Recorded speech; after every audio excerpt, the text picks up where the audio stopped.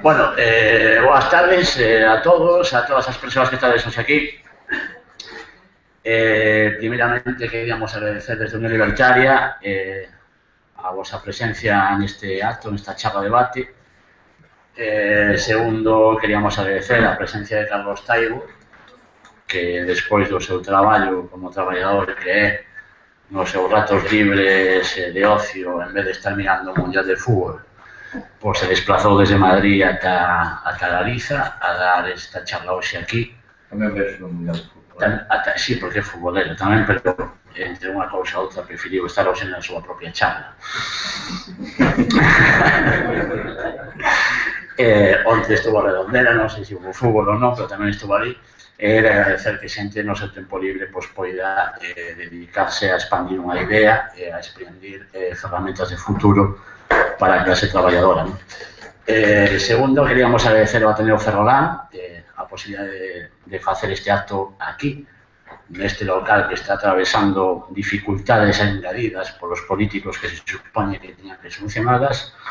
É unha pena ver desde aquí este sitio, que ben que estaba antes de que fixeran a reforma, porque este local agora mesmo, este salón de actos é unha peniña despois de que puxeran a mão encima.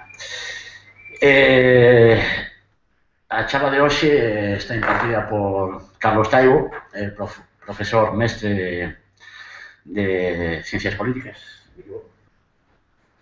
na Universidade Autónoma de Madrid. É unha persoa que ten unha multitud de traballos, de análisis, de debate sobre como nos afecta este mundo a clase traballadora en particular e a sociedade en xeral. Non vamos entrar a ler toda a súa biografía, nin a repasar cada cousa que fixo, porque pensamos que o máis importante é o debate, o que vamos a falar a partir de agora. Neste caso, un último traballo titulado Repensar a anarquía, que dende Unión Libertaria agradecemos ese aporte tanto ás ideas libertarias como á práctica libertaria, porque as ideas sin a práctica non valen de nada. Aí vemos o republicanismo do PSOE, que por un lado está a favor da república, pero na práctica está a favor da monarquía. Eu xa vou aclarar, xa vai empezar o compañeiro, temos pouco menos de 2 horas, entonces Carlos Taibo vai a falar uns 50 minutos aproximadamente. Mentre ele vai falando, se queredes, podedes ir pedindo palabras, eu vos vou anotando. E logo, cando remate a exposición de Carlos, xa entramos en debate, vamos falando todos como queiramos, vale? Moitas gracias. Moitas gracias, boa tarde a todas e a todos. O que eu me propoño facer nos próximos minutos é trasladarvos a miña visión relativa a por que, desde o meu punto de vista, as ideas e as prácticas libertarias son hoxe máis actuais que en calquera momento do pasado. Moitas veces lembrei, nos últimos tempos, que hai uns anos, estando con 2 colegas, profesores de ciencia política, en determinada altura comezaran a discutir sobre o programa dunha asignatura chamada Ideoloxías Políticas Contemporáneas. En certo momento, un deles afirmou que non cumpría incluir nese programa o anarquismo porque non era unha ideoloxía política contemporánea. E o que non participaba da conversación decidín intervir para darlle a razón. E afirmei que, en efeito, o anarquismo non é unha ideoloxía política contemporánea, é unha ideoloxía política do futuro. O argumento non é unha brincadeira. Aqueles que pensamos que o capitalismo está a entrar de maneira moi rápida nunha fase de corrosión terminal que conduce inexorablemente ao colapso, temos, desde o meu punto de vista, por forza que concluir que a autoorganización das sociedades desde abaixo, desde a perspectiva da autoxestión, da democracia e da acción directas, do apoio mutuo, é unha das poucas e cadra a única das saídas que temos no horizonte inmediato. Ben, cal é a primeira observación que quero facervos? Debo subliñar que a distinción terminolóxica que vou propor non me interesa tanto polos termos que vou empregar, que admito de bo grau que son discutíveis, como polas realidades que pretenden retratar. No uso normal en galego, ou en portugués, ou en español, os adxectivos libertario e anarquista son sinónimos case perfeitos.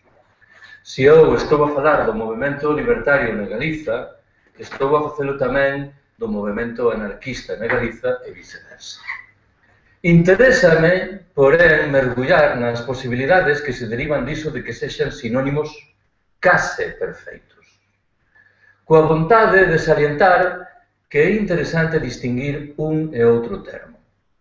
Ainda que sei que forzo un pouco a realidade, considerarei que un anarquista é alguén que leu Bakunin, Kropotkin ou Malatesta e que mal que ben se adire ás ideas correspondentes. Esas leituras son moi recomendáveis, mas creo que é máis interesante a perspectiva que se deriva do emprego do adxectivo libertario, que fala de persoas que, sexa cal sexa a súa condición ideolóxica, teñan lido ou non a Bakunin, a Kropotkin ou a Malatesta, se adiren de maneira rotunda a proxectos de autoorganización desde abaixo das sociedades, desde a autoxestión, a democracia, a acción directa ou o apoio mutuo. Creo que entre nós, nos últimos anos, hai un visível pulo das prácticas libertarias. Algo que non necesariamente se acompaña, tampouco é unha negación, dun crecemento paralelo das organizacións identitariamente anarquistas. En calquera caso, paréceme que é conveniente refugar a sacralización dos termos que acabo de empregar. No libro que tendes aí fora, Repensar la anarquía, en determinado momento resgato algo que tive a oportunidade de ollar no ano 1976. Nese ano, a CNT organizou o seu primeiro meeting en Castela-A Mancha, en Manzanares, en Ciudad Real. E eu lembro que fun nun autobús desde Madrid e que en determinado momento escoitei unha conversación entre un home de certa idade e un rapaz novo. O home de certa idade preguntou ao rapaz: "E ti, rapaz, és anarquista?" E o rapaz, coido eu que con meu criterio respondeu: "Eu son unha cratilla." Algo que viña a desmitificar as presuntas grandezas vencelláveis co termo anarquista. Hai bastante menos meses, este mesmo ano, falando cun colega en Madrid, Chema, propúxenlle a mesma pregunta. Dixenlle: "Chema, tú eres anarquista?" E ele respondeu de novo, creo que con bo criterio: "Bueno, tengo días", non? Que de novo me parece que é unha maneira saudável de desacralizar a palabra. Nos mundos libertarios é bastante frecuente que se diga, pareceme a min que con razón, que un non debe nunca definirse a sí mesmo como anarquista, que debe deixar que sexan os outros que o definan como tal, porque, do contrario, a autodefinición como anarquista pode ser un exercicio de petulancia, de presunción. Segunda observación que quero faceros. A proposta libertaria, ou a proposta anarquista, plantexa de sempre unha discusión sobre a democracia. Permitideme que subliñe que a palabra democracia está tan gastada que se cadra sería saudável que escarbásemos nas posibilidades de empregar outra alternativa. Os libertarios falamos de democracia directa, mas non sei se os estigmas negativos vencellados hoxe coa palabra democracia non alcanzarán tamén a democracia directa. Acontece co termo democracia algo similar ao que sucede coa palabra transición.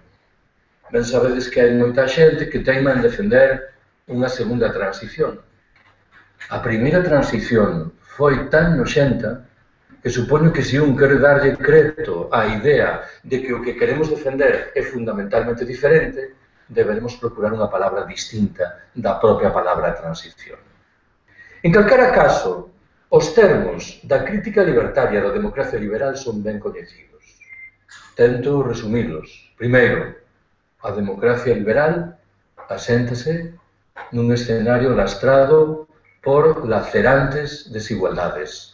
Obedece máis aínda ao designio expreso de ratificar esas desigualdades. Segundo, bebe de procedementos artificiais que permiten prefigurar maiorías ficticias que non responden ás creencias dos cidadáns. Terceiro, por trás son formidáveis corporacións económico-financeiras que ditan a maioría das regras de xogo. E cuarto e derradeiro, cando as cousas ven mal dadas, esta forma de pseudo-democracia non dubida en empregar a forza a través da represión que coñecemos nas nosas rúas ou a través de golpes de Estado argallados en países do sur que teñen a má sorte, a má fortuna de dispor de materias primas enerxéticas máis ou menos gulosas. Desta crítica libertaria da democracia liberal derivanse debates interesantes máis ou menos vivos entre nós nos últimos anos. Un, como non, é a discusión relativa ás eleicións. Admitirei de bo grao que no propio mundo libertario hai diverxencias menores no que atinxe as eleicións. Hai persoas que defenden, como ben sabedes, a abstención activa. Mas hai xentes tamén que consideran que a abstención activa é, en certo sentido, unha forma que lle outorga ás eleicións un relevo que non debe corresponderles. E se cadra hai unha terceira posición que ficou ben reflectida da man dun célebre artigo publicado por Ricardo Mella hai máis de un século. Mella, mal que ben, dicía: se queredes ir a votar, ide. A min o que me importa saber é o que facedes os 364 días restantes do ano. Cando penso nas eleicións, venme comúnmente á cabeza unha bella brincadeira do hermano Lobo que recollía a un responsável político que se dirixía a unha masa. O responsável político decía: que preferides, o caos ou nós? A masa respondía rapidamente: o caos, o caos. E a continuación reaparecía o responsável político que decía: pois vos fodedes porque somos nós. Isto creo que retrata ben o panorama dun escenario que xera a ilusión de que imos modificar as regras de xogo a través do voto, cando o máis fácil, o universal, se teño que dicilo así, é que quen acredita nese procedimento se vexa absorbido pola lógica correspondente. Outro debate claramente vencellado coa crítica libertaria da democracia liberal é o relativo á república. Ben sei que no caso do Estado español a discusión correspondente presenta perfis emocionais diferentes dos propios de outros escenarios xeográficos. Non ignoro, polo demais, que é certo que a irrupción dunha república tería o efeito saudável de terminar cunha institución noxenta como é a monarquía. Mas debo confesar que, alén disto, non consigo interpretar outras virtudes saudáveis derivadas da proposta republicana.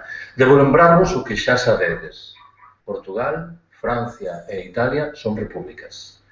Non creo eu que o seu escenario sexa preferível, nen peor, do noso. É un escenario similar, algo que me aconsella concluir que a maioría das nosas cuestións importantes non se resolverán da man dunha mudanza de goberno ou de réxime que carrete a erupción dunha república. O contido da proposta libertaria no ámbito político é ben coñecido. Creo que podo resumilo da man de tres conceitos: democracia directa, acción directa e autoxestión. Cando falamos de democracia directa, estamos a pensar en fórmulas de democracia non representativa, non delegativa, caracterizadas tamén, por certo, pola vontade de rexeitar as figuras persoais e os liderados. No libro prestolle algunha atención a algo que non sei se estará na vosa conciencia. A maioría, non todas, das correntes de pensamento derivadas do pensamento de Marx están vencelladas con un nome dunha persoa. Falamos de marxismo, leninismo, trotskismo, luxemburguismo, stalinismo, guevarismo, castrismo. Esta é unha fórmula de entender a realidade completamente allea ao mundo libertario. É verdade que no século XIX se falaba dos baculinistas, mas foi un termo creado polos detractores dos libertarios. Se eu dixese agora que son un anarquista kropotkianiano, sospeito que ningún dos que estades aquí entenderíades a que me refiro. Porque o código correspondente non se vencella no mundo libertario coas circunstancias dunha persoa ou dun pensador por respeitável que este poida ser.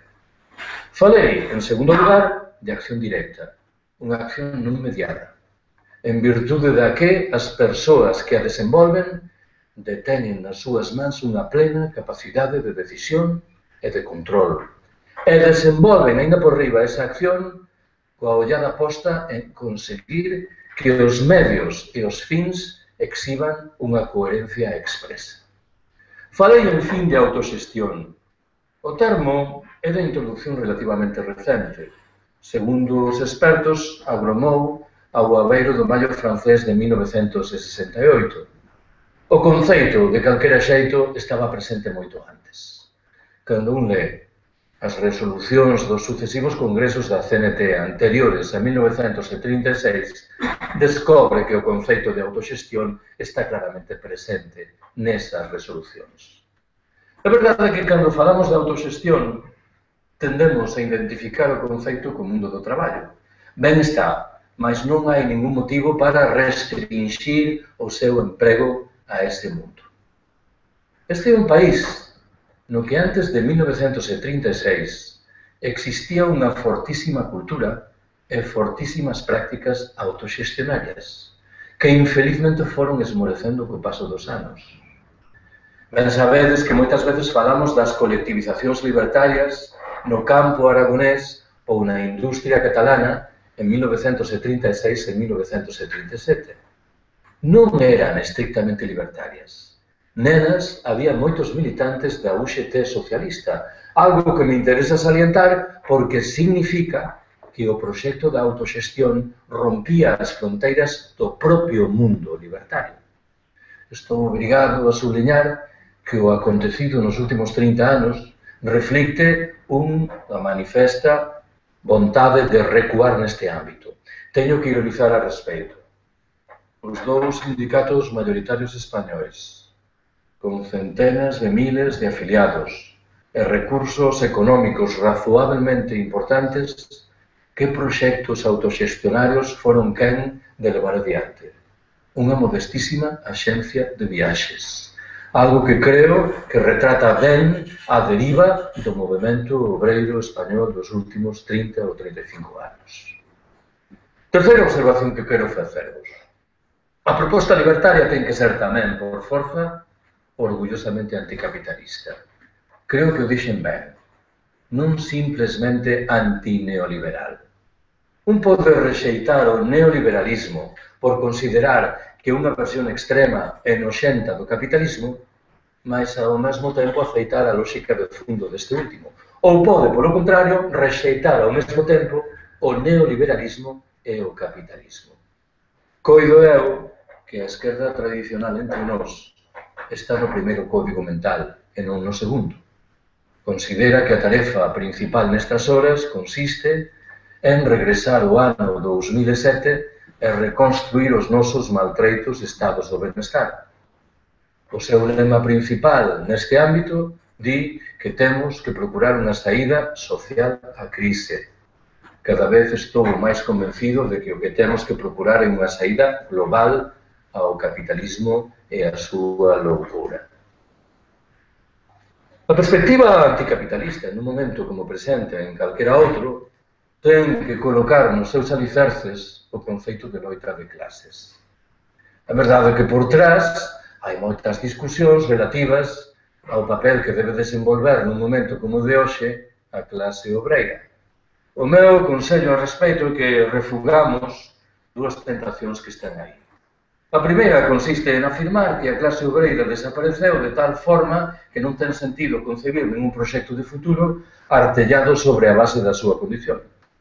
A segunda, de sentido ben diferente, afirma que a clase obreira non experimentou mudanza algunha no decurso dos últimos 80 ou 100 anos. Con toda evidencia experimentou mudanzas que é preciso analizar para extrair as conclusións correspondentes.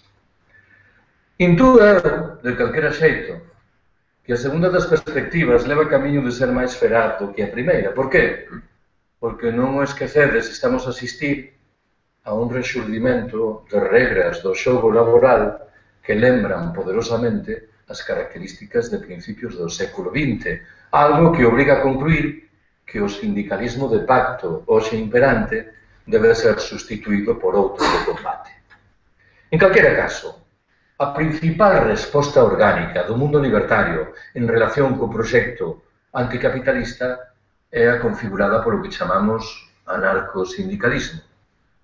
Intúo que sobre isto hai un consenso prácticamente universal.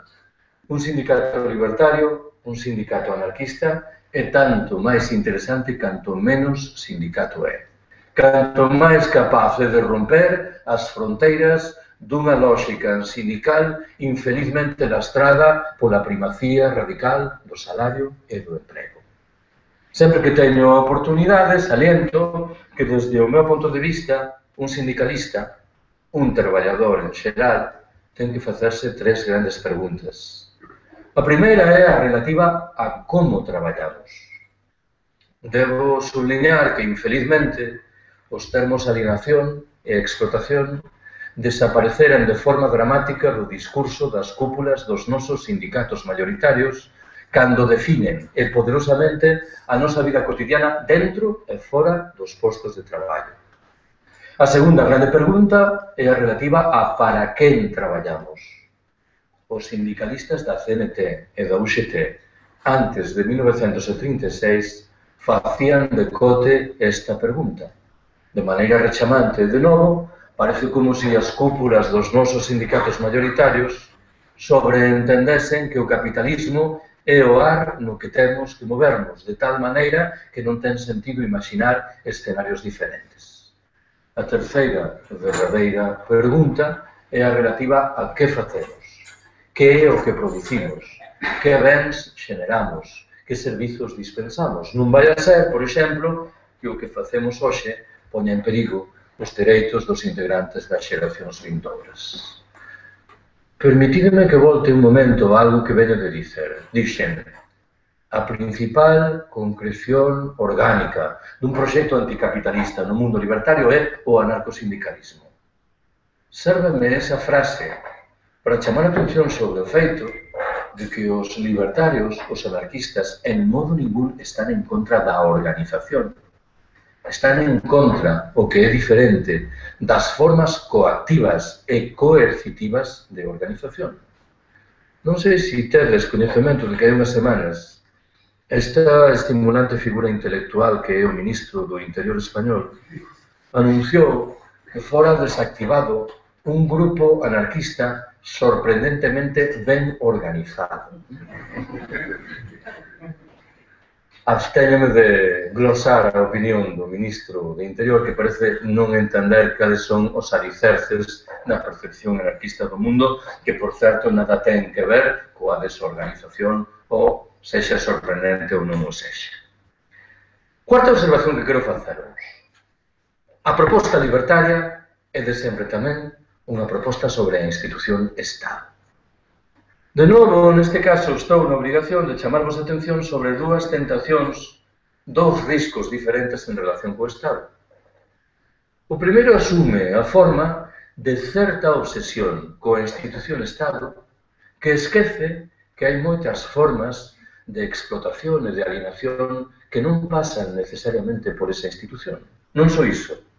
Se partimos da presunción razoável de que o Estado é un aparello ao servizo da clase dominante, deberemos examinar os outros mecanismos, as outras ferramentas que o Estado emprega para botar adiante cos intereses desa clase dominante. Interésame máis, de calquera xeito, neste caso, o segundo risco, que surxe dunha superstición, a de que o Estado é unha institución que por riba de todo. Esta superstición esquece a dimensión represiva, autoritaria, policial, militar, cuartelaria, claramente visível na institución Estado. Mas esta superstición ten a súa manifestación principal nas discusións relativas aos chamados estados do benestar. Non sei se algunha vez fixéchedes o esforzo de reflexionar sobre esta curiosa expresión, estado do benestar, que embelece gratuitamente a realidade correspondente que probablemente non é tan interesante como o discurso dominante adoita suxerir. Os termos da crítica libertaria dos estados do benestar son fáceis de enunciar. Os estados do benestar son formas de organización económica e social propias e exclusivas do capitalismo, por completo descoñecidas fora deste último. Dificultan ata extremos inimagináveis o desenvolvemento de prácticas autoxestionarias.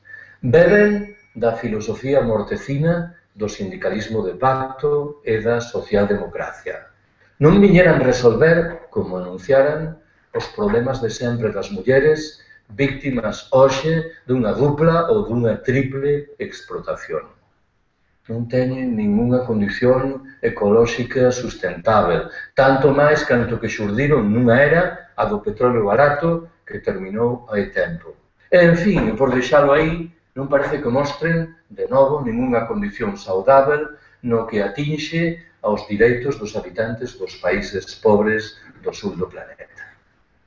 Compre que subliñe que do que veño denunciar non debe deducirse que estou a soster, estou a afirmar, que un velliño debe renunciar á súa pensión e á atención que lle dispensan nun ambulatorio da Seguranza Social. Os libertarios non estamos en contra do público. O que facemos é etiquetar a nosa defensa do público. E os adxectivos correspondentes son público autoxestionario e público socializado. Digo de outra maneira. Hai tal vez media dúcia de anos producíronse movilizacións estudiantís contra a chamada Lei Orgánica de Educación, a LOE. Cantas veces tiven a oportunidade, ao abeiro desas movilizacións, pronunciei en favor dun ensino público, universal, gratuito, laico e de cualidade. Un día, en cuanto enunciaba esta ladaíña, lembrei que cando eu era un estudante universitario, 30 anos atrás, criticábamos agremente o ensino público por entender que era unha forma central de reproducción dos intereses do capital. E ollo que non íamos desencamiñados. Quen pense que a cultura dominante do consumo, da competitividade e da productividade nada ten que ver co ensino público está dando as costas á realidade. Que foi o que aconteceu nos últimos 30 anos? Que recuamos de tal maneira que nun determinado momento, carregados de respeitabilísima razón, decidimos cavar unha trincheira e sair en defensa do ensino público. Ben está que defendamos o ensino público. Mais a nosa defensa, repito, debe verse acompañada polos adxectivos autoxestionado e socializado. Digo dunha maneira máis. Eu traballo nun departamento de ciencia política nunha universidade pública. Se alguén me pedise a elaboración dun relatorio que dea conta das actividades de cariz social, alternativo ou solidario do meu departamento, eu entregaría un feixe de follas en branco. O público per se non é garantía de nada. Estamos obrigados a ir para alén das simples defensas do público. Quinta observación que quero facervos. Cando un fala de democracia directa, é frecuente que se encontre con unha resposta que mal que ben di. Iso da democracia directa está moi ben, é moi bonito, mas resulta unha proposta inaplicável en sociedades complexas como as nosas. A contrarréplica a este argumento, desde o meu ponto de vista, debe afirmar o que segue. Non estamos a defender só a democracia directa.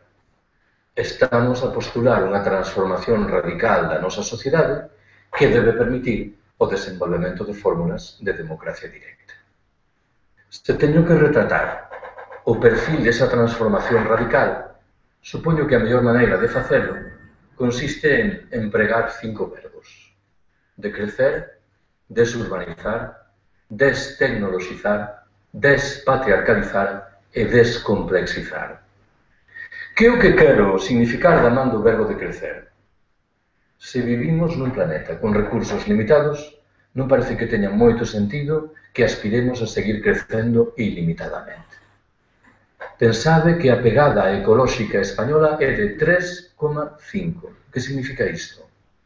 Que para manter as actividades económicas hoxe existentes no Estado español precisamos 3,5 veces o seu territorio. Como se mal resolve este problema? Da man dunha presión inaudita exercida sobre os dereitos dos integrantes das futuras xeracións. E da man dunha presión non menos inaudita desenvolvida sobre os direitos de moitos dos habitantes dos países do sur do planeta. O que estamos a afirmar é que no norte opulento compre reducir os niveis de produción e de consumo. Compre reducir, en particular, a actividade productiva daqueles segmentos da economía que están na orixe do crecemento imparável da pegada ecolóxica. Estou a pensar na industria do automóvel, na da aviación, na da construcción, como non na industria militar, por deixalo aí na industria da publicidade. Mais a perspectiva do decrecemento di outras cousas máis. Di, por exemplo, que temos que recuperar a vida social que fomos desperdizando, absorbidos como estamos pola produción, o consumo e a competitividade. Que temos que apostar por formas de ocio creativo frente ás formas de ocio sempre vencelladas co diñeiro que se nos ofrecen por todas partes. Que temos que repartir o traballo, unha bella demanda sindical que infelizmente foi esmorecendo co paso do tempo. Que temos que reducir as dimensións de moitas das infraestructuras que empregamos, que temos que recuperar a vida local nun escenario de reaparición de formas de democracia directa e de autoxestión, ou, en fin, no ámbito individual, que temos que apostar pola sobriedade e pola sinxeleza voluntarias. Máis fácil é explicar o significado do segundo verbo que anunciei, desurbanizar. Ben sabedes que hai 60, 80, 100 anos, moitos dos habitantes das nosas zonas rurais abandonaron o campo procurando os escenarios máis vivíveis das cidades.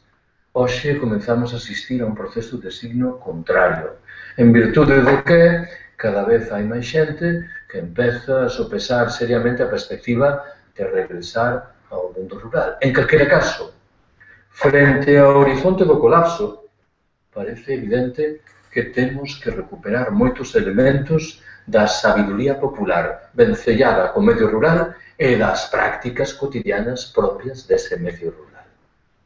Falei, en terceiro termo, de destecnoloxizar as... Admitir que a palabra acarreta certa bronca. Se teño que enunciar, direi que as tecnoloxías que o sistema nos ofrece e avaliar se teñen ou non unha dimensión emancipadora, libertadora. John Searle é o principal teórico do que se chama o anarcoprimitivismo, que todas as tecnoloxías criadas polo capitalismo levan por trás a pegada da división do traballo, da xerarquía e da explotación. É un argumento serio que merece ser escoitado. Eu non vou tan longe como Searle, limítome, tal como dixen hai un momento, a reclamar que analicemos críticamente as tecnoloxías que se nos imponen. Permitidme que propoña un exemplo. Facebook e as súas ilusións ópticas. Temos 5.000 amigos, mas curiosamente a 4.983 deses amigos non os vamos coñecer nunca. E non digo que isto sexa unha pexa, se cadra unha vantaxe. Cando chegamos a casa pola noite, acendemos o computador, entramos en Facebook e podemos chegar á conclusión un pouco precipitada de que o país se encontra en plena evolución revolucionaria. Naturalmente que as cousas, ben sabedes, son un pouco máis complexas. Falei, en cuarto termo, de despatriarcalizar as nosas sociedades. Tento explicar ou xustificar no ámbito xeral desta categorización por que lle outorgo un relevo singular a isto. Moitas veces dixen que, desde o meu punto de vista, Hai unha diferencia importante entre a cosmovisión libertaria e as propias do que vou chamar con algunha lixeireza a esquerda tradicional. Aos ollos da esquerda tradicional, o problema principal resúmese dicindo: nós estamos aquí, aí está o sistema. Temos que demostrar que somos máis numerosos e máis fortes que o sistema. A visión libertaria é bastante similar, mas con un engadido importante. Di, aquí estamos nós, aí está o sistema. Temos, en efeito, que demostrar que somos máis numerosos e máis fortes do que o sistema. Mas nunca debemos esquecer que formamos parte dese sistema que queremos derrubar. De tal maneira que as regras de xogo dese sistema influen poderosamente na nosa conduta cotidiana. Enlazo isto co da despatriarcalización.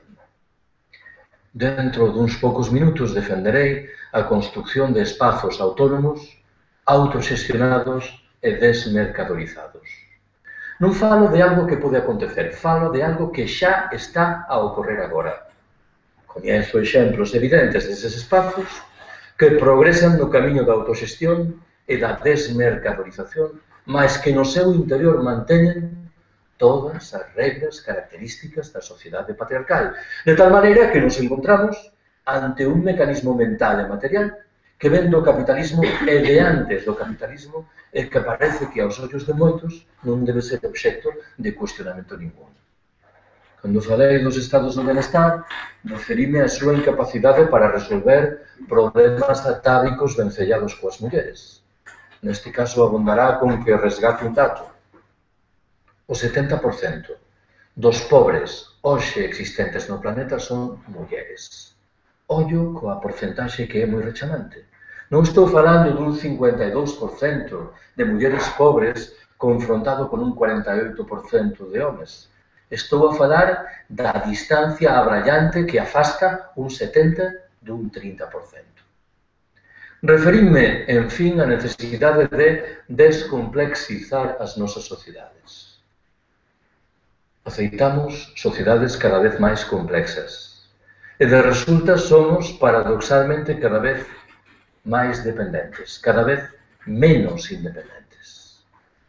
O meu amigo Ramón Fernández Durán morreu hai pouco máis de 3 anos en Madrid.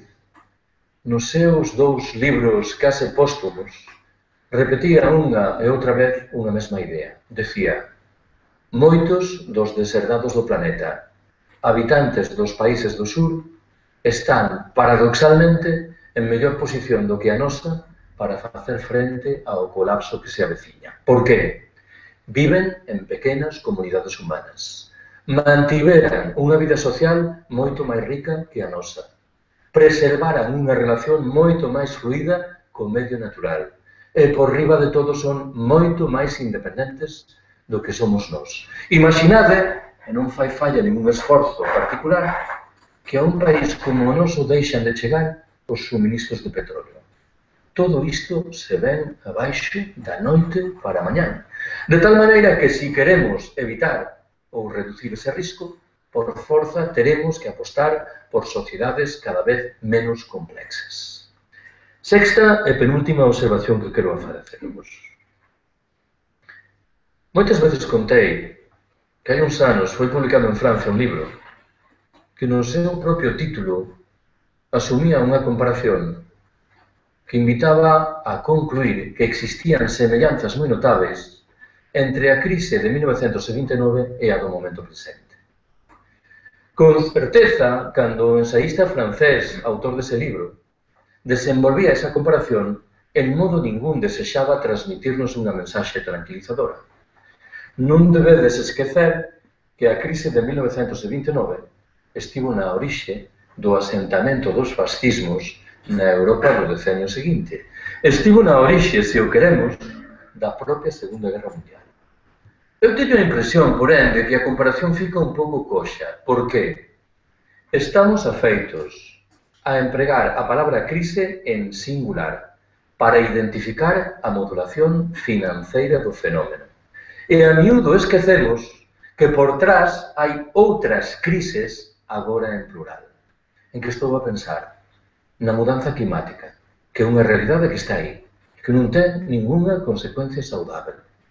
No encarecemento inevitável, no medio e no longo prazo dos prezos da maioría das materias primas enerxéticas que empregamos, nos problemas demográficos que castigan en singular a determinadas rexións do planeta, no mantemento, repito, da situación de postración que afeita a tantas mulleres, ou, en fin, e por deixalo aí, na prosecución do expolio dos recursos humanos e materiais dos países do sur.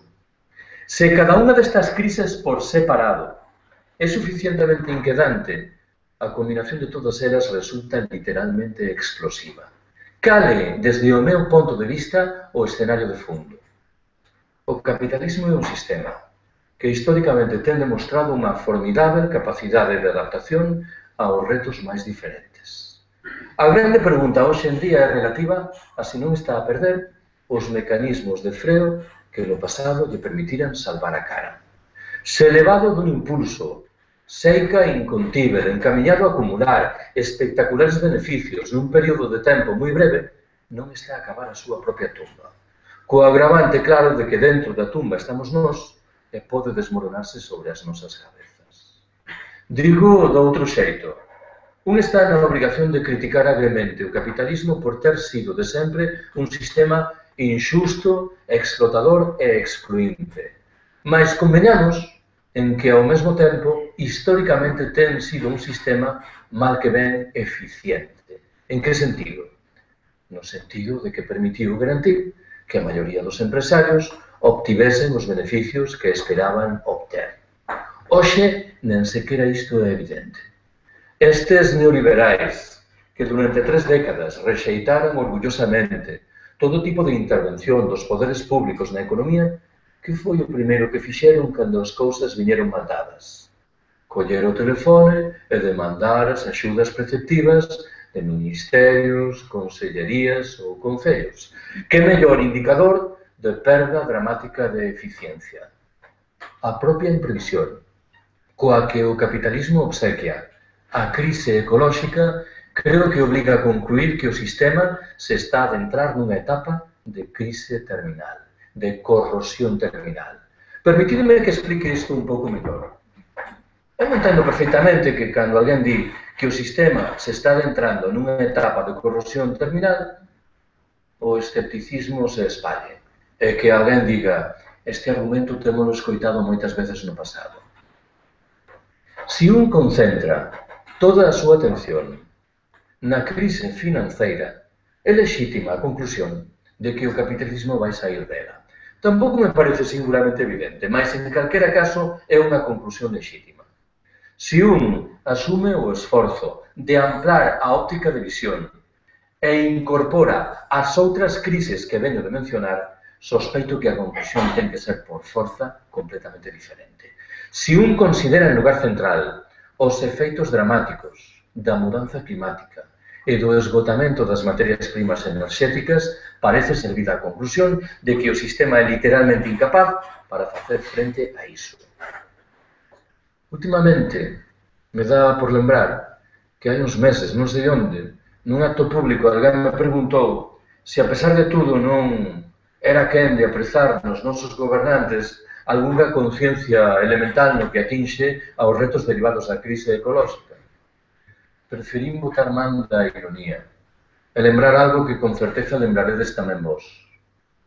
No mes de xaneiro de 2011, esta outra estimulante figura intelectual que é Alfredo Pérez Rubalcaba, daquela vicepresidente do goberno español, convocou en Madrid unha rolda de prensa na que anunciou unha medida que, se queremos ser xenerosos, discorría polo bo camiño, a de reducir a velocidade máxima en autoestradas e autovías de 120 a 110 km por hora. 4 meses despois, o mesmo personaxe convocou outra rolda de prensa, de novo en Madrid, na que, en sustancia, afirmou dúas cousas. Unha, que a medida de xaneiro producira os efeitos desexados. A factura enerxética española recuara en 400 millóns de euros. E, alén diso, o número de mortos nas estradas se reducira. Que foi o segundo que dixo Pérez Rubalcaba?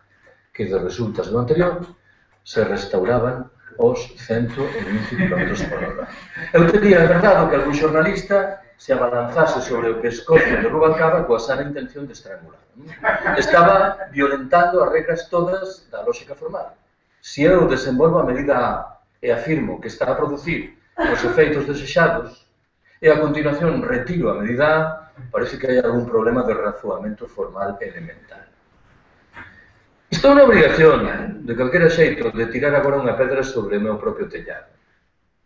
Non é completamente certo que o capitalismo non estea a argallar respostas ante os retos derivados da crise ecolóxica.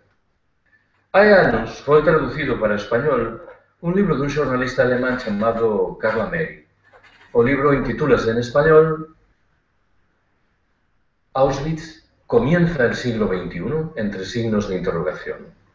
A tese principal que emprega Ameri subliña que estaríamos moi errados se concluísemos que as políticas que abrazaron os nazis alemáns 80 anos atrás remeten a un momento histórico singularísimo, conxuntural e, por iso, afortunadamente irrepetible.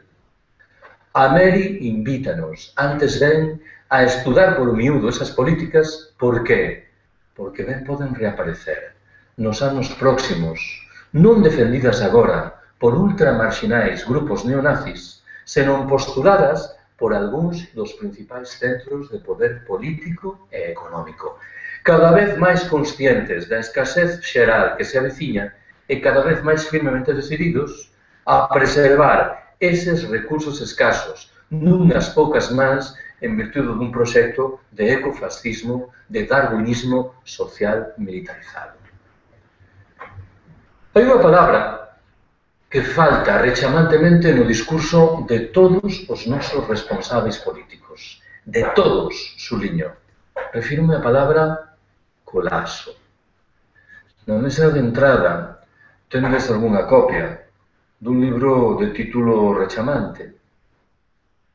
O seu autor é un xornalista inglés chamado Michael Joker e o libro intitúlase Historia de España 2014-2033, Crónica dun colapso. É un manual de historia convencional, con cuadros estatísticos, mapas, fotografías. Metade brincadeira, metade serio, que considera que o colapso español vai ser o produto da combinación de 4 elementos. A mudanza climática, que empeza a pegar forte na metade meridional da Península Ibérica, o esgotamento do petróleo, co encarecemento inevitable acompañante dos seus prezos, unha crise social na que xa estamos claramente inmersos, e, en fin, o desenvolvemento de medidas autoritarias que son cada vez máis fáceis de novo de palpar. Nos círculos nos que eu me movo, a discusión sobre o colapso se traduce en 2 posicións diferentes. A primeira é crudamente realista e di: non nos queda outra que agardar a que chegue o momento do colapso. Por qué? Porque será a única maneira de que moitos dos nosos concidadáns se decaten dos seus deberes en relación co futuro. Esta primeira posición é crudamente realista, sí, mas é ao mesmo tempo profundamente desalentadora. Non nos enganemos.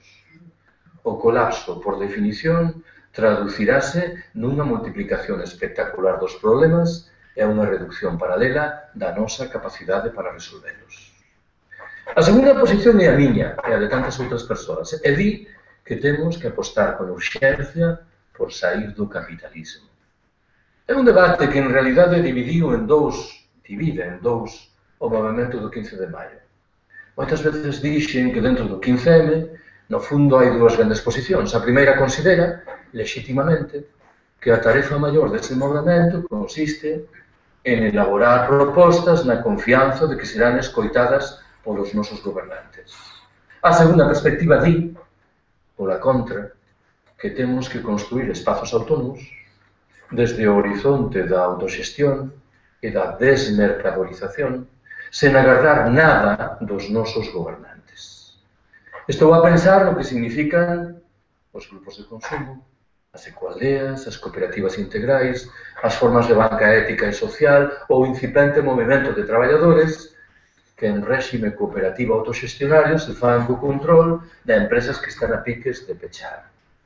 Eu teño boa relación e moitas disonancias cos nosos economistas socialdemócratas de bandeira que levan anos defendendo a necesidade urxente de criar unha banca pública. Eu entendo os seus argumentos, mas podemos agardar a xestación dunha banca pública, tanto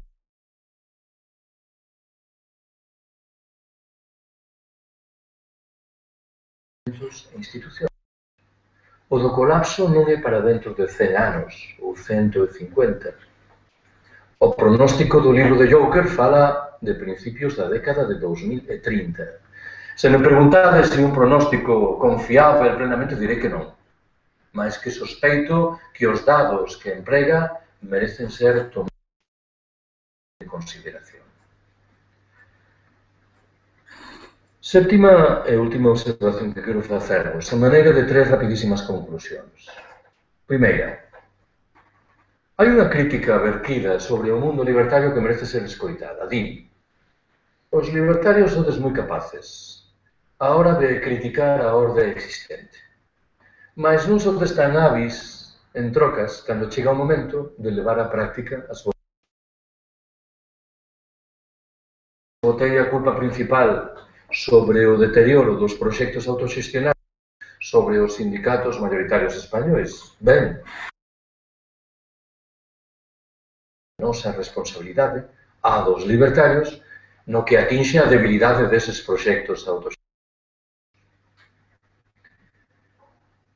Moitas veces dixen que desde o meu punto de vista o momento máis glorioso da historia española do século XX se verificou en un pequeno lugar de Aragón cando os anarquistas locales decidiran instaurar o comunismo libertario. Que era o primeiro que facían? Queimar o rexistro de propiedade. Ollo, isto indicaba que o proxecto non iba de brincadeira, non era unha aposta retórica como moitas das nosas do momento presente.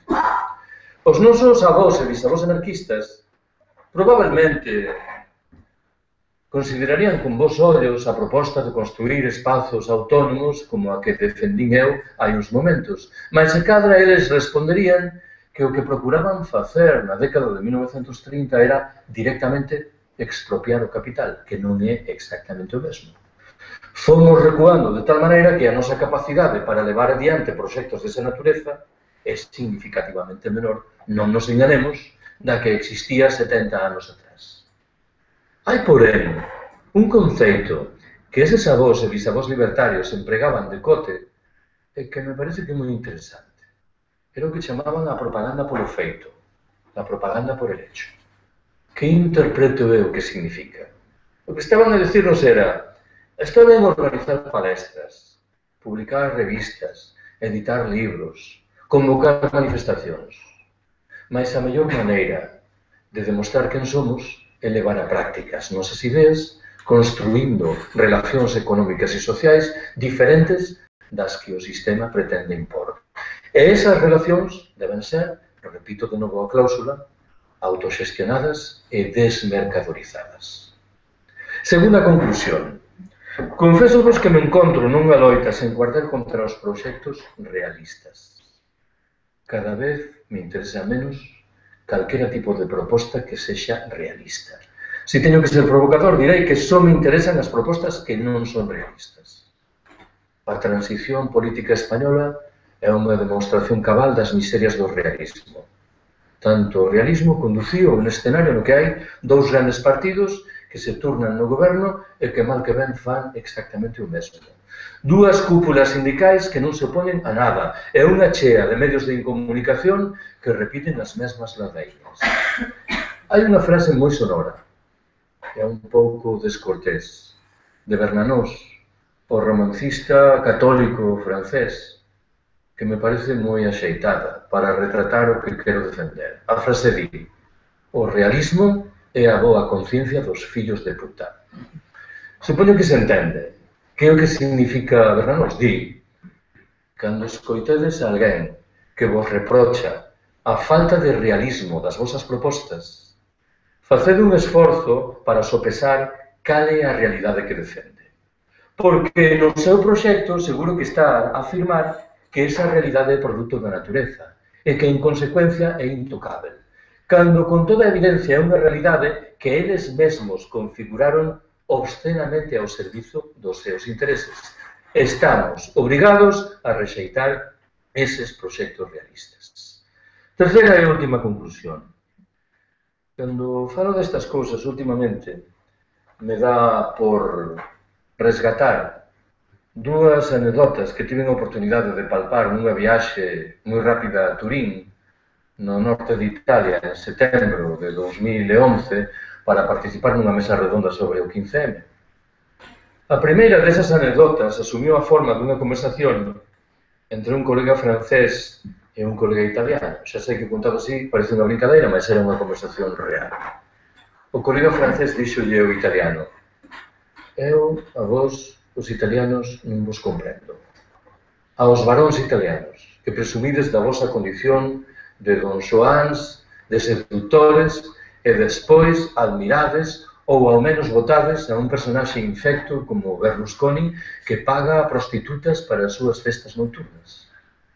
O italiano, moi tranquilo, non negou a maior. Dixo: é verdade, moitos dos meus compatriotas admiran ou ao menos votan a Berlusconi, mas non é pola razón que ti aduciches. Como que non é pola razón que eu aducín? Entón, por que? Admiran a Berlusconi porque paga as prostitutas con diñeiro público, que non é exactamente o mesmo escenario da discusión cando o privamos deste elemento. O segundo que lembro é que nas rúas do centro de Turín penduraban cartazes de publicidade dunha revista humorística italiana. O titular principal dicía: o Estado e a mafia separanse. E a continuación se recolliu unha declaración dun dirixente mafioso que afirmaba: estaban arruinando a nosa reputación. Creo que nada retrata mellor o escenario do que estamos hoxe. Gracias por terme escoitado.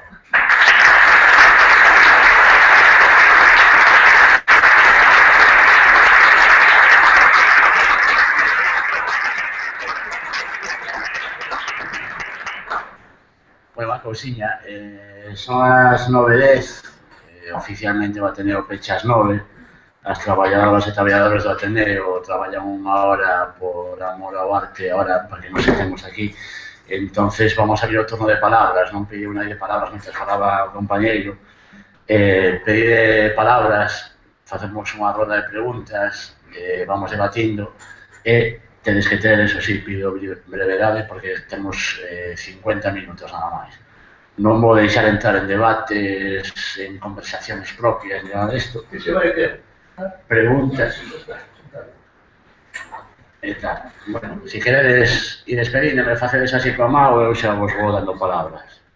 Pediu a Alberto, no parece.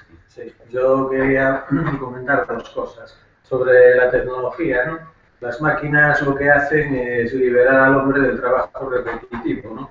Y entonces lo que hace el sistema es que ese tiempo libre, ¿no?, que nos generan, que nos liberan las máquinas, ¿no?, lo convierte en pago. En vez de repartir tiempo libre, reparte pago, ¿no? Pero con respecto a la destecnologización, y pensar la destecnologización. Y luego, otro punto que me interesaba comentar era que la Constitución española, en el artículo 23.1, dice que todos los ciudadanos tenemos derecho a participar en la vida pública de forma directa o bien por medio de representantes. Lo de los representantes todos los conocemos, pero lo de la forma directa, eso sí que lo pega una tinta en el papel. Todas esas dos cosas. O segundo exemplo é unha expresión retórica. De feito, o pulo principal das políticas gubernamentais consiste precisamente en anular as formas de expresión directa da ciudadanía. E isto creo que hoxe é tan evidente que non merece a pena discutirlo. Mas ben sabes que é un de tantos elementos da Constitución que fica como papel mollado. Con respecto ao segundo, leva razón. O que pasa é que a miña única discrepancia é que non entendo que debamos aceitar desde o principio que existe unha dimensión abstracta libertadora das tecnoloxías. A miña recomendación é que discutamos se existe ou non, e que sexamos moi prudentes na hora de aceitalas. Ben sabes que a principios do século XIX houbo en Inglaterra un movimento moi interesante. Recomendo vos que o estudiades, o movimento dos luditas, que se dedicaban a destruir máquinas.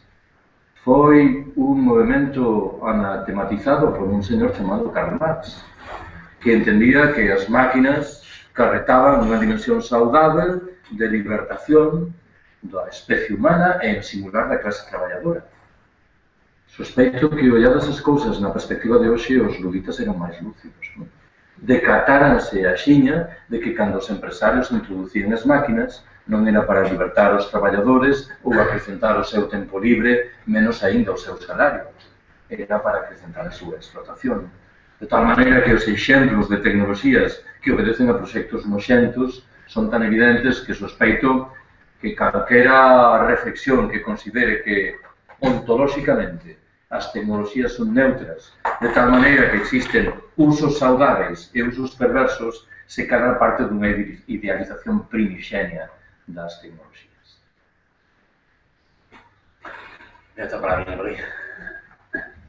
Sí. Sí, eu quería preguntarte, quería saber a tua opinión acerca de algo que li fai tempo era unha crítica sobre o sistema asambleario, non? Falaba de que realmente o sistema asambleario non é sinónimo, moitas veces, de que todo o mundo opine, de que todas as decisións se tomen un sitio equitativo, senón que moitas veces o que pasaba era que unha ou dúas persoas que están máis preparadas, ou que teñen máis experiencia, ou que teñen máis fluidez verbal, ou que acumulan máis capacidade de acumular datos históricos, realmente son as que consiguen encauzar ao resto do grupo para que realmente se fagan as cousas que, ao fin e ao cabo, estas persoas deciden, pois ben por agotamiento ou ben por cao intelectual, por dicirlo de algún xeito. Neste artigo o que se recomendaba era como sistema grupos de traballo pequeniños, non? Que se organizaban grupos de traballo pequeniños, pero que realmente o sistema asambleario non era, pois, a ver, determinadas, evidentemente supongo que determinadas organizacións, non? E canto máis numerosas, peor. Non sei que opinas disto. Bueno, vamos a ver, naturalmente que hai problemas coas asambleas, non? Mencionaches un deles. Supoño que isto debe enfrentarse de dúas maneiras diferentes. Unha, a vontade de resolver estes problemas. De evitar, por exemplo, que ese monopolio que unha, dúas ou tres persoas poden desenvolver sexa tal, amplando as posibilidades. O outro dos horizontes mentais consiste, en efeito, en reducir o tamaño da comunidade política que organiza unha asamblea. Esta é unha discusión moi bella. En realidade, é a mesma discusión sobre a democracia directa. Hai determinados teóricos da política que afirman que o tamaño máximo dunha comunidade humana que permite desenvolver fórmulas de democracia directa son 30.000 persoas. Este é o argumento dun pensador grego que traballa no Reino Unido desde hai moitos anos e que se chama Fotopoulos. Antes mencionei a John Searson. A proposta de Searson é moito máis radical. Afirma que a democracia directa só pode desenvolverse nunha comunidade con un número de integrantes inferior a 100. Claro, isto colócanos nun escenario dificilmente realista, a contradición co que dixen antes, non? Alguén preguntarase, que facemos nunha cidade como Madrid con 6 millóns de habitantes para reartellala de tal maneira que as súas comunidades sexan cada unha delas de 100 persoas. O das 30.000 sí que ofrece un horizonte interesante, porque marca ben a populación de moitos bairros nas cidades, non? Alén diso, claro, hai outros dous debates que rodean o que propones. O primeiro é se a identificación dos problemas evidentes das asambleas debe conducir ou non a rexeitar as propias asambleas. A miña tese é que os problemas son maiores nas fórmulas que pretenden sustituir as asambleas, que pretenden empregar a lógica da delegación e da representación. E que se estamos onde estamos, en boa medida é por isto. A segunda das discusións ten que ver con iso que dixeches de que hai persoas máis ou menos preparadas que son as que monopolizan esas asambleas. Onte estiven en Redondela, perto de Vigo, e unha pregunta ia sobre isto.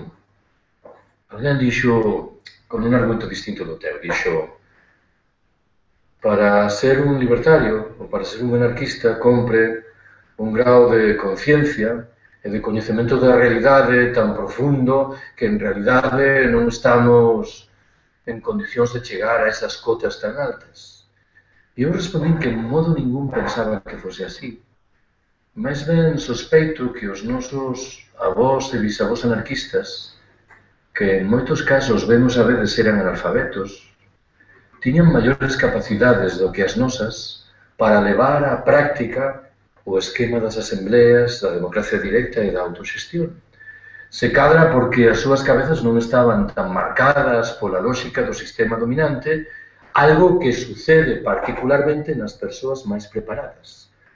Circunstancia que me obriga a concluir que tal vez un dos mecanismos que debe permitir resolver o problema que mencionas consiste en procurar que esas persoas máis preparadas falen o menos posible, porque tal vez o seu silencio sexa unha garantía de que os outros elevan o nivel da discusión corresponde. Sí, moi breve, quería aquí Martín, unha explicación a esta rapaza que pregunta, e é que, efectivamente, as asambleas non son perfectas, as asambleas pois pode ter certos problemas. E unha das cousas que comentabas é que pois se pode incluso pois tardar moito en resolver cousas ou que se pode ralentizar esas solucións ou búsqueda ou que se busque nesa asamblea.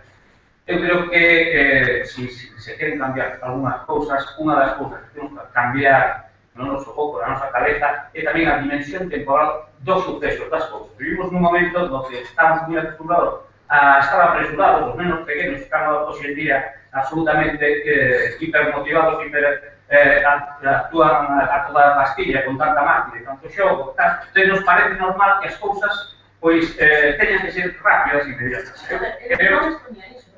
Eu non exponía, perdón, Sí, bueno, en todo caso, non sei se os poñías así directamente. Ao contrario, moitas veces é todo demasiado apresurado porque considerar que esta xente Sí. En calquera caso, eu quería decir que é unha crítica que tamén se lle fai á Asamblea, moitas veces, que ese tipo de liderados e problemas que pode haber aí, pois que dificultan a toma de decisións, sexan máis ou menos rápidos ou lentos, que a dificultan, non? En calquera caso, non creo que sexa mala cousa reivindicar o poder nas cousas, outro discurrir que envolar as cousas. Estamos acostumbrados a facelo con moitas prisas, con moita celeridade. Eu creo que é fundamental pois deixar que as cousas se tomen o tempo que se teñen que tomar. Todo o necesario. Eso é unha cousa que todavía non lle dou moita gente. Quería dizer eso, non sei se acertei moito en relación con que eu estou totalmente de acordo contigo. Eu son medio musulmana nesse sentido, a prisa mata, lo teño clarísimo. Pero, a ver... Coa mesma vontade.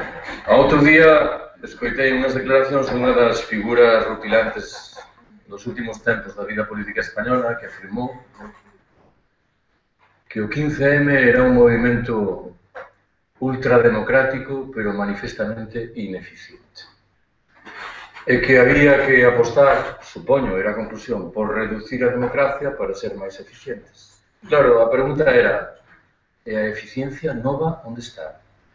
A través do exercicio da representación nas institucións. Alguén pensa que por ter obtido un ou dous eurodiputados isto modifica o escenario xeral de tal maneira que entramos nunha etapa de nova eficiencia. Eu non o vexo por lugar ningún. Creo, ademais, que as persoas que anuncian argumentos como eses non entenderan o que eu entendo que era e é o 15M, que é un movimento de longo recorrido, de transformación da conciencia xeral da populación. E non simplemente un proxecto conxuntural, cortoplacista, que obedece ao designio de satisfacer determinada exixencia por importante que esta sexa. En ese sentido, coincido con que os ritmos tenen que ser distintos de os que impón a lógica da representación e do cortoplacismo político.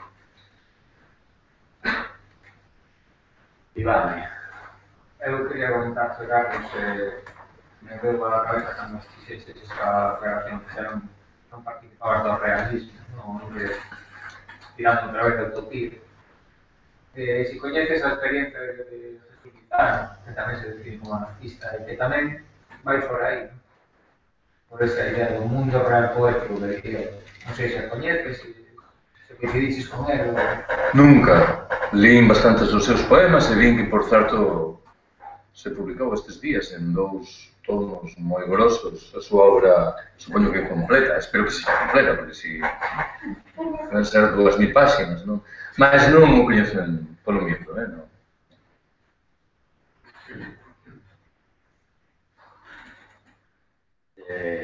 Sí. Bueno, eu quería preguntarche, porque aquí os compañeros de Universitaria, que sabemos que as ocasións tuvimos a oportunidade de ver a xente como Pera García Vigo, a Félix Rodrigo Mora, e xa eles falaban, pois fai uns anos, igual fai 2 anos, 3, que sí, que teníamos que decrecer, que teníamos que voltar ao campo, e que teníamos que voltar antes de que o capitalismo chegara ao campo. E eu queria preguntarte se é posible, o sea, estamos vendo como ahora está facendo a lei de aguas, como a xente que ten unha placa solar na súa casa se está prohibindo. Si crees que é posible que antes de que nós retomemos esa, digamos, volta ao campo, ese determinismo, o capitalismo se está instaurado aí e terá os mecanismos para que non permita a autogestión da xente e das persoas. É que eu creo que, infelizmente, o capitalismo xa chegou ao campo. Este é un dos problemas principais de cando falamos do regreso á vida rural. Non podemos idealizar isto. Cando regresamos á vida rural para afastarnos do capitalismo urbano, a miúdo que nos encontramos é o capitalismo rural.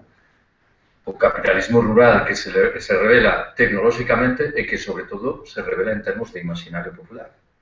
De desaparición daqueles termos que remitían ao desenvolvemento de prácticas de democracia directa históricamente consolidadas no medio rural. Mas tamén é verdade que algúns dos analistas destes procesos, ben o sabes, son acusados de ter idealizado a condición da vida rural, por exemplo, na Galiza anterior á industrialización. Eu non dubido que na Galiza do século XVIII os labregos vivían mellor do que hoxe. Non dubido de que o seu tempo de traballo era mellor do que hoxe, mas, claro, non podemos esquecer que existía algo que se chamaba nobreza feudal e que existía a Igrexa Católica e que existía o exército español, de tal maneira que o escenario non era tan neutro e ideal como o que se derivaba da simple mención de que existían fórmulas obxectivas e certas de democracia directa, de concello común. Sospeito que o capitalismo entrou no campo, de tal maneira que este é un problema adicional. E aqueles ámbitos nos que non entrou, parece que a deriva dos nosos gobernantes é que entre definitivamente. Estou a pensar neste proceso tan pouco estudado de como as terras comunais dos concellos, no deseño dos nosos gobernantes, deben ficar ao servizo das grandes empresas agroindustriais e non ao servizo destes espazos de autonomía que eu estaba a reivindicar. Algo que significa que neste ámbito o capitalismo desenvolve as súas prácticas con innegável lucidez en defensa obscena e dramática dos seus intereses. Carlos, ¿podrías decirnos cómo ves el fenómeno de Podemos, Pablo Iglesias y demás? ¿Qué puede salir de ahí? ¿Cuánto de populismo puede tener esto? En fin, ¿cómo lo ves? Eu non sou un experto en análise da vida parlamentaria. A ver, non teño ninguna coincidencia con Podemos, nin programáticamente, nin no que se refere ás ferramentas, nin no que atinxe as persoas que coñezo moi ben. Pablo Iglesias foi alumno meu, foi amigo meu, vamos dicirlo mellor, porque é máis práctico así. Desde o pleno respeito a autonomía das persoas e da súa capacidade de organizarse, de decidir o que queren facer, eu entendo que Podemos é o enésimo proxecto cortoplacista que non rompe ningún dos moldes do sistema no que estamos. Antes dixen, e agora recupero o argumento, que no discurso dos nosos responsáveis políticos a palabra colapso non existe. E isto compre aplicado directamente a un proxecto como Podemos. O proxecto de Podemos incídese en plenitude nese diagnóstico que di que temos que recuperar a realidade española do ano 2007, os estados do benestar, e que ignora todo o que se nos ven encima. Se alguén me di que en Podemos hai xente que defende unha perspectiva máis aberta, aceitarei no de bo grao, mas non podemos. Outro día estive en Ponferrada e a verdade é que fiquei abrallado antes de iniciar a miña palestra, achegouse un home e dixo: Carlos, quero afiliarme a Podemos, que podemos facer? Agradeço moito que me fagas esta pregunta, pero non son unha persoa xeitada. E cando eu vou falar por aí de decrecemento, a xente de Podemos interpreta inmediatamente que Podemos defende o decrecemento. Pois non, resulta que non defende iso. O seu dirixente carismático defende que o Estado procure acrecentar a demanda para tirar da economía no camiño do crecemento. Digamos, literalmente o contrario. Creo que, ademais, é un proxecto que se desenvolve na clave tradicional socialdemócrata de un Estado que debe resolver os nosos problemas desde arriba. De tal maneira que os seus vencellos emocionais e materiais co 15M son moi débiles. Mas sabedes que o 15M foi un movimento orgullosamente encaminhado a rexeitar os liderazgos. Claro, non se pode defender literalmente o contrario da noite para. Se alguén di que ten algunha dimensión saudável de desnudar aos nosos gobernantes ou de retratar as miserias dunha organización como Esquerda Unida, aceitarei no de bo grao.